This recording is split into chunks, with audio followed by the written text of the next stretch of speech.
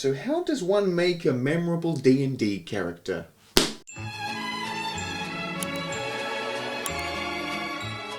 I'm very aware that the term memorable might not be giving off the right impression of what I'm trying to accurately represent in this video, because I think it goes without saying, memorable can seem like a pretty selfish term, because a lot of the time it kind of ties into the making sure that your character matters and the main character just ick that is heavily associated with D&D. So allow me to better represent what I mean by making a memorable D&D character. I'm not going to pretend these are my words because I'm not that much of a philosopher, but the philosophical definition of something being memorable can be defined as anything that leaves a lasting imprint on consciousness due to its distinctiveness, emotional impact, or resonance with core aspects of the human experience. What does all of that mean? I don't actually know, but what I'm trying to say is you don't have to be selfish to make a memorable character. Rather than immediately diving into something like this and picking your race and your class and your ability score modifier, there's a reason someone playing D&D for the first time is always so overwhelmed. So let's strip back all of those things and not focus on the what and focus on the why. I'm sounding a little bit intelligent, +2 to my modifier. So what is the why? I don't have any dandy character sheets to show you what we're about to talk through. I'm hoping my incredibly lazy editor, who is me, overlays this in some form. But primarily I'm talking around focusing on the, flaws and bonds and ideals and the background, the things that shape the narrative and purpose of your character. I'm noticing with this video I'm getting very waffly and babbling on about random things, but I really enjoy the character creation process. So let me talk you through what I do whenever I create a new character. For me personally, I start at the character flaw. Every character I've ever created has some kind of... I like to detriment my characters in ways that I should really try and unpack with some form of therapist, because it's a bit much. Like, I'm gonna just rapid fire the last 3 characters I've played. One of them was a raging alcoholic. One of them was going through a psychotic break. The other one was a compulsive liar. I hope these aren't representations of me in any way. And I find having a character with these kind of significant flaws is a really easy building block and stepping stone to building out their motivation. Oh, they are a compulsive liar. Why? Where did that stem from? Are they ever going to stop? Are they actively trying to stop doing those things? And once you've identified this flaw, if your character's going to have one, it can easily tie in with their bonds and personality and ideals. Like, great, they've got this flaw. What do they care about? How do those things interact with one another? How does those things interact with their personality? Like, it's just so easy to make a layered character. And I'm getting excited by the prospect, but I don't have any games to play. I'm getting very derailed. Let me right the ship. I think the goal of what you're trying to achieve with your character is the easiest starting point that will shape out everything else to help you make them memorable. It's really identifying the why, as I've already said. Why is your character in this situation? Do they want to be in this situation? How are they responding to the situation? Are they even an adventurer? Did they ever want to be? They were and they've stopped. Why did they stop? Motivation is the word I'm looking for. I've said about 16 different other ones, but motivation is the perfect starting point for any character. I mean, no regular baker, farmer, blacksmith starts off their life as an adventurer. So, how did they get here? Why did they pick up a sword? Where the fuck did they learn to cast spells? You used to sell bread. That makes no sense. Explain that to me. I think that's the one thing I dislike about most DMGs or players' guides as you pick up a new TTRPG, is it just throws all the spells and overwhelming information about the classes and races at you, but doesn't help you think about the foundational things that will impact all of these things. It's great that you're a level 3 wizard. Why are you a wizard? Who's your dad? Where did you grow up? Why am I getting so frustrated? Once you've identified these flaws, bonds, ideals, your backgrounds, none of this means that you need to then go and roleplay. That isn't at all what makes a character memorable. One of my favorite players' characters that they've ever created still is this dwarf wizard called Thanmil, who wears these, I guess, Iron Man gauntlets to cast spells. And the thing I like about them is they're not a good tinkerer. They have a dodgy friend who made them for them. And we roll random magic surge charges every time they try and cast a spell because there's no guarantee it'll work. That player doesn't roleplay and put on a silly voice. They can put themselves into the mind of Thaniel because they've thought out all of these different complex layers to their character. But I think you can very easily reskin Thaniel into any other race or class and he'd be just as effective because he's got the whole shtick down to a T. And I think about it, Terry Pratchett is a fantastic example of creating memorable characters. And if you haven't had the chance to read Discworld and the Discworld book series, it's the perfect representation of what I'm trying to explain, which is incredibly convenient because they've currently got a Kickstarter live right now for their brand new RPG in the Discworld universe, and they are sponsoring this video. If you're not at all familiar with the world of Discworld, allow me to enlighten you. Ankh-Morpork, the setting of the RPG, is one of the largest cities in Discworld and is a chaotic, bustling hub where wizards, thieves, and every strange type of inhabitant intermingle, largely under the semi-watchful eye of the City Watch. In this world, magic is commonplace but unpredictable, and reality often bends itself to the whims of the plot and its eccentric personalities with a heavy emphasis on humour and satire, and that is the most me-coded thing in the world. The Kickstarter itself is a very straightforward pitch from here. Live out your best fantasy life in this world. The RPG lets you create any denizen of the disc with the complete freedom to define their background, who they work for, their core beliefs, niches, quirks, all the good stuff. From dwarves and trolls to golems and gargoyles, play anyone or anything your imagination can conjure. Because Discworld is such a unique setting, it deserves bespoke rules to do it justice, which it has through its narrativium system, which has a heavy emphasis on random silly moments that best reflect the game world. If your outcome die is rolled higher than the GM's narrativium die, you're successful. And if you don't, you failed.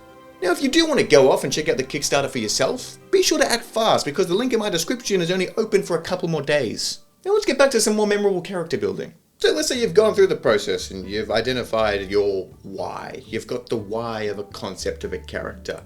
That obviously isn't it. We can't just go from there and go, this character is going to permanently impact everyone it comes into touch with. Maybe. I can't say no. There is a chance that you are that creative and it instantly just works and you've done all the hard work. And kudos to you if that's the case. But if not, there's other building blocks we can incorporate to start, I guess, wrapping a nice bow on this concept. And one that I personally love is making your character part of the world by working with your GM to do so. Yes, you can and should have your own backstory and put in all the effort, but one way to really tie it in and make every aspect of the character even more impactful is to reach out to your game master and say, hey, here's 85% of what I want to do. Where in the world would this make sense to exist? And then if you ever encounter those portions of the world again and you've fleshed them out and had these conversations, you're going to feel much more comfortable in those scenarios to be impactful and have memorable moments where you're like, yes, I'm well aware of who the head of the Knight's Guard is, and all the other players at the table will be like, that's really layered. Why do you know that? What are you telling us? Why do you have 16 bodies in the back of our car that you've never talked about? That's a little bit sus, dude. Are we ever going to talk about that? Partnered with this, I think making your character part of the actual game world, you can also make your character part of your other players' worlds and stories. It shouldn't be an individual thing when you're sitting down at a table with your players.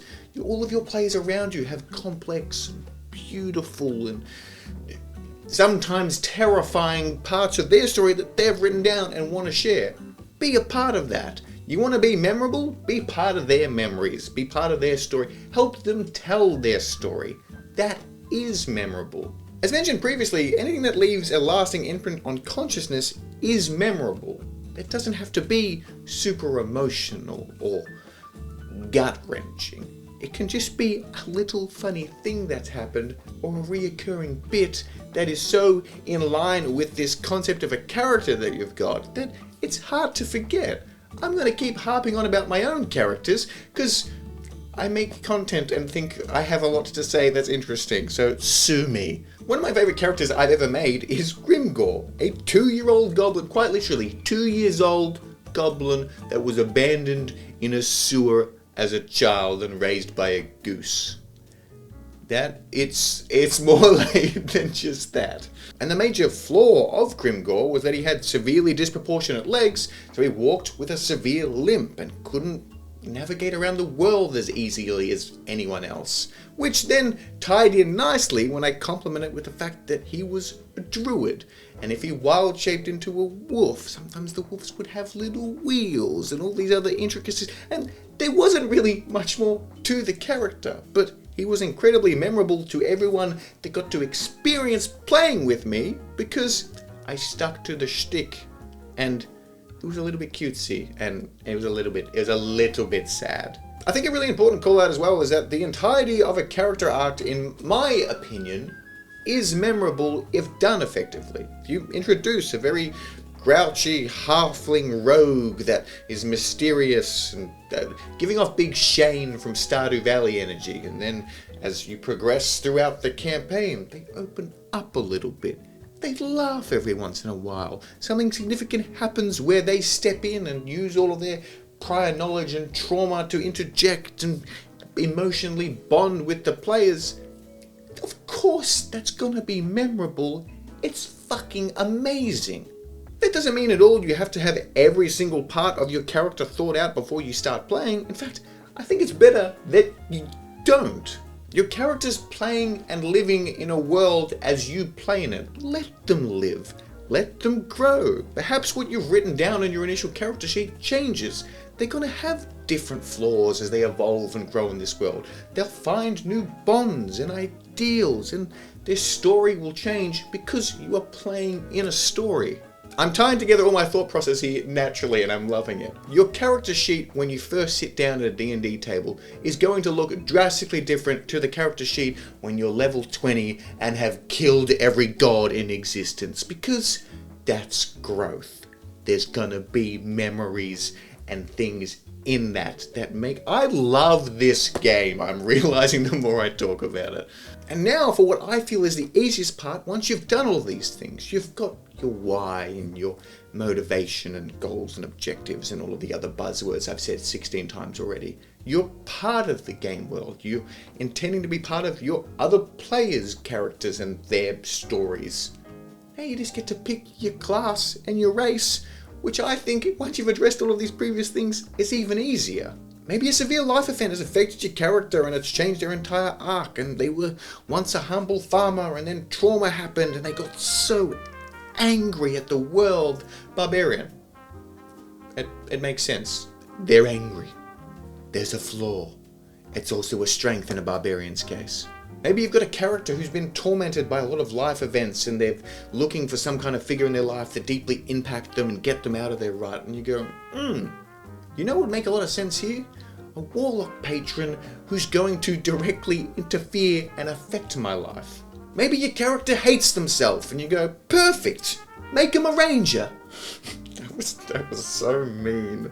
That was so unnecessarily mean. And I think as well, once you've identified all of these things, you can go into your wizard spell list and kind of refer back to the driving factors. And now you've got cool ways of tying in your spell choices with the goals and directions and backstory of your character. Perhaps you were afraid of the dark as a young child, and now you've got a lot of spells that produce light, so you don't have to encounter that fear anymore. It's a hard thing to admit because I love min-maxing, but I always tend to pick spells for the flavour and aesthetic of the character rather than how effective they are a lot of the time. Again, harping back to my beloved Grimgor, I insisted on taking the friend spell because Grimgor's never had friends, so of course he'd want people to find him charismatic as a little child goblin. I love creating characters. I think the important note here is not everything I've covered off is essential to making a D&D character by any means or any stretch of the imagination. You don't have to go into a lot of depth with the things I've just talked about. I like to, but that's because I have way too much time up my hands and just, I don't want to say get off on this process, but I enjoy it a lot. You can put in as much time or as little time as possible and still make an evenly impactful and memorable character, because the memories are what you make of them. Was that anything? Was that a sentence that was useful to anyone? I don't think so. I'm not good at words. The memorable aspects of your character are how you shape and define their story and their goals and their morals. And the rest of it is just icing on the cake. Yes, what a very layered and complex backstory you've got there, and the juiciness of their flaws and all the trauma they've been through. And sure, they're a hippopotamus. That's nice and that's fun. I don't care about that stuff. It's cool. And loxodons. And is there a rhino D&D race? Because that would trio. I want that. I'm gonna ADHD's kicking in. Leave that there. I think this is the crux of what I've been trying to say this entire time. Creating a memorable D&D character isn't about just the stats or the abilities. It's actually about creating a piece of yourself that brings magic to the table you're playing at. A truly unforgettable character leaves echoes in the story, not just in what they did, but how they made everybody feel. So lean into the quirks, embrace their flaws, make it a part of them, let your character's journey surprise you and grow. Because it's these moments of honesty and creativity that make them unforgettable. So go out there and create some characters, and let me know about them. I genuinely want feedback on this video. I've decided to stop scripting things this much and be my more genuine self and just word vomit. So if you like the vibe, let me know. If you didn't, I'll make it more structured, just trying to figure out what I'm doing on this beautiful platform.